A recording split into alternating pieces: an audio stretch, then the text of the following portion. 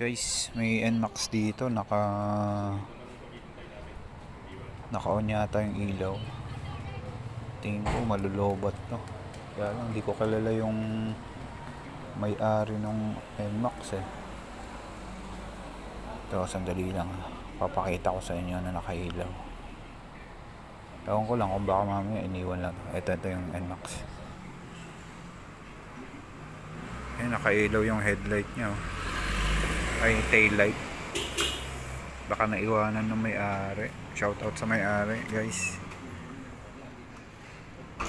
Kung nanonood ka sa aking video, naka-on yung NMAX mo. Ayan. Ayan na, nakailaw oh. Di-discharge to eh, yung baterya. Tail light nakabukas. Nakita ko lang ngayon to, guys. Sana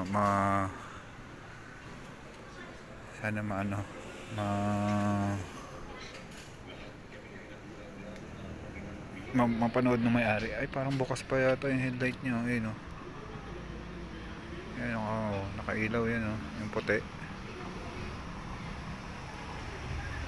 Nakalimutan yata to, guys. Papalit ng baterya to may-ari kung sakali. Ngayon lang, guys, sa mga naka-NMAX dyan, baka maiwanan yung bukas yung mga ano nyo, motor nyo, magdidiskarga to. So ingat awareness. Yan lang, guys. Thank you.